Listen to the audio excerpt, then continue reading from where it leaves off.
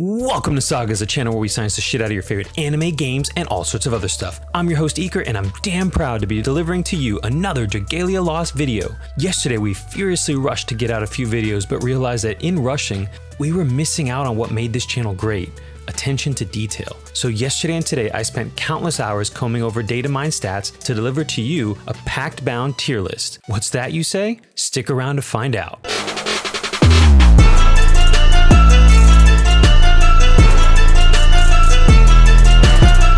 A Pactbound tier list is a tier list that treats dragons as equipment to characters. We feel that this is not only true to the narrative themes and gameplay, but it provides useful information to people on how to build their characters and to be the most effective that they can be in the game. There's a lot of debate about which is better, dragons or characters, but that's a weird question to ask. It's like asking what's better, me or my brain. Dragons in this game are a fully integrated part of the character experience. So for now, most of the pairings are simple, but as the game progresses, this perspective will be increasingly more valuable to the player base. So what's our criteria for judging? First and foremost, we got endgame base stats for all three of the major categories in game. We then compared those to see who was higher and lower. Pretty straightforward. Next was a little more complicated, so we started to look at skills and started to see, hey, how often is this skill going to be up? How powerful is it? What percentage? How does it interact? Things like that. Next, we looked at defense coefficients. Now, ranged and melee have different defense coefficients.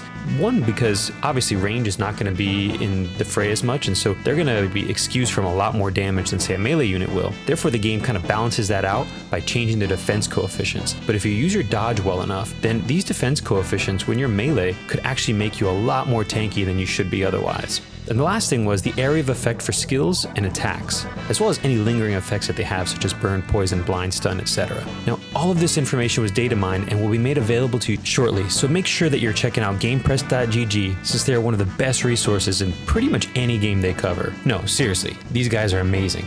Bookmark them now. Onto the list though, which you'll see on your screen now, as well as linked in the description below. First things first, what makes a pair S tier? Their max and fully boosted endgame stats are some of the best in the game. They do great damage but still have excellent survivability. These units not only clear the battlefield of hostiles, but control the combat space as well. And our first pair that meets that criteria are Mikoto and Agni. Currently the best damage dealing combo in the game. Mikoto brings up to 16% crit and 40% strength when transformed as Agni. They add to this the two highest base attack stats of any pair on this list. I'd say they're off to a great start, wouldn't you? Though Mikoto's HP is low, his defense coefficient is max, and with the dodge roll mechanic, most damage can be avoided. The frontal line of flame damage is perfect for positioning yourself to the side of units where you are least likely to get hit, but can do the most damage. As far as our next pair on the list, Hawk and Zephyr, they're another amazing damage dealing pair, but what truly makes them special is that they are the #1 stunners. No, seriously, Hawk has a 60% chance to stun enemies on attack at a range. This stun is effectively a buff to your team's survivability, since it means the unit you focus on won't be attacking 60% of the time. Zephyr takes this to the extreme and has a 100% chance to stun enemies while buffing himself by 40% strength due to his pairing with Hawk. On to tier 1. But what makes a pair tier 1? Well, they aren't quite as well rounded as S tier, but they are one of the best pairs at those things that they do well. First pair on this list is going to be Nefaria and Nidhogg. This team, they can control a crowd better than the LA Riot Police. They do this by spamming their blind mechanic in a number of ways. When in dragon form, Nidhogg deals splash damage that inflicts blind without fail on everyone it hits. Nefaria, on the other hand, has a 60% chance to inflict it on all of her ranged attacks. Riot gas incoming! No. Really though. This pairing also increases Nidhogg's HP and strength by 20%, and while in human form, Nefaria boasts a good amount of HP, making her hard to take out. And our next pair on this list are going to be Xander and Poseidon. Xander's one of the premier beat sticks in the game. I mean, if this guy can get going, he gets an incredible 30% buff to his strength and 50% damage done on his force strike. What makes him so powerful though is that these buffs are applied to one of the highest base strength and overall attack in the game. Poseidon keeps the damage train going, adding 20% more strength and 20% more HP for good measure. He also deals splash damage, which will help keep the battlefield clear of enemies. What this pairing has is an incredible penchant for violence, but what they lack is an ability to control the field. This wouldn't be a problem, except Xander's an in-your-face swordsman with little HP. On to tier 2. What does make somebody tier 2 though? Well, these units serve a specific role, but they aren't mission critical when building a team. Meaning, I could see you leaving them out if you wanted to. Hildegard and Jean are going to be our first pair on this list. Now, this combo delivers the ideal heal healer to groups in need of one. Many buffs require that units are at or above a certain percentage of health, so without a healer or shields, many units are going to lose the buffs that make them powerful. This combo accomplishes this by providing both a heal and a shield. Other than keeping everyone topped off, which is massively important, don't get us wrong, this pair doesn't offer much else, and that's why they found themselves on tier 2. Next up, we've got Ezolith and Agni. Ezolith's group buff of crit, increased chance to debuff, and break damage are all interesting but limited mechanics that depend on many other factors. For example, damage during break is fine, but this makes her damage less reliable since she has no way to speed up the break process.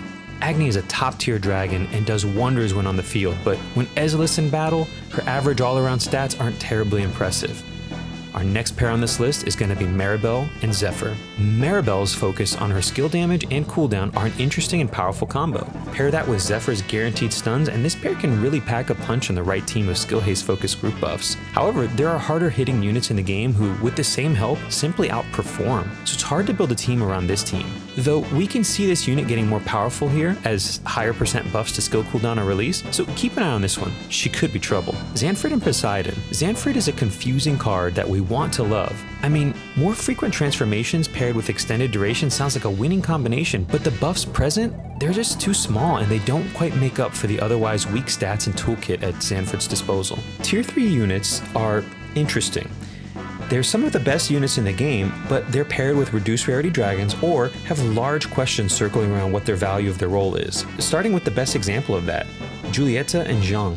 Survivability for this unit is off the charts, but we haven't encountered a reliable way to keep threat on a tank, so until we can figure out how the aggro mechanics work in this game or how to use it more reliably to keep enemies attacking Julieta, we just aren't a fan of this skill set. However, and in truth, it is early, so we may just not have figured this one out yet. The rest of the units here have been covered before except the dragons, which are simply weaker all around. They provide less buffs and do less damage, but they still get the synergy bonus when you match a dragon's type with the character's type, so that's what we did. In every element pairing, the legendary dragons obtained throughout the campaign are the best 4 stars currently available. For specifics on who the dragons are, check out our visual tier list in the description below. As for how to earn them, just play the campaign and you're going to get them as you clear the story. On to tier 4. What makes a pair tier 4? Well, they're basically tier 2 characters paired with an even weaker dragon who does less damage, and sometimes they don't even match their element type depending on what you've got available. In cases where a summonable dragon is not available in the same type, or when you just don't have the matching type to bond with, you really have 2 choices. Select the element you're strongest against since it will counter the element you're weakest against, or select any dragon since regardless you won't be receiving the synergy buffs. If you know ahead of time what elements to expect, you can bring an appropriate type for that, and you can absolutely do that because most every campaign in this game has the element type suggested for you, so make sure you're using that to your advantage. That's going to do it for us today, folks. We hope you enjoyed the video. If you did like this format and don't want to get Dragalia lost on your way back to see all the future versions of this tier list, make sure you smash that subscribe button and give the video a colossal thumbs up. Otherwise, make sure you all have a great day. Until next time.